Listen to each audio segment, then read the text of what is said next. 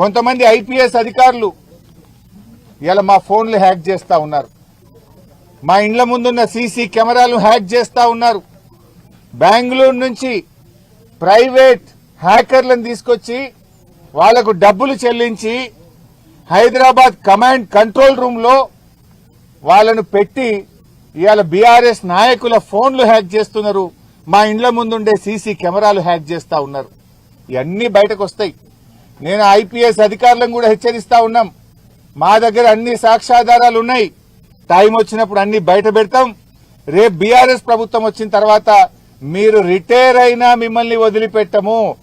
మీరు రిటైర్ అయితమేమో అనుకుంటున్నారేమో గాని రేపు మీ మీద దానికి సంబంధించినటువంటి కేసులు నమోదు చేస్తాం, విచారణ జరుపుతాం.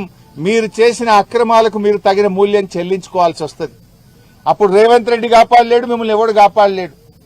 రిటైర్ అయితే సొంత డబ్బులతో అడ్వకేట్లను పెట్టుకోవాల్సి వస్తుంది. గుర్తుపెట్టుకోండి, చట్టానికి అనుగుణంగా నడుచుకోండి. కానీ చట్టాన్ని అతిక్రమించి ప్రైవేట్ హ్యాకర్లను ఎంగేజ్ చేసి బీఆర్ఎస్ నాయకుల ఫోన్లు హ్యాక్ చేస్తే, బీఆర్ఎస్ నాయకుల ఇండ్ల ముందుండే కెమెరాలు హ్యాక్ చేస్తే మీరు రేపు చట్టం నుంచి తప్పించుకోలేరు అనే విషయాన్ని నేను వాళ్ళని హెచ్చరిస్తా ఉన్నా.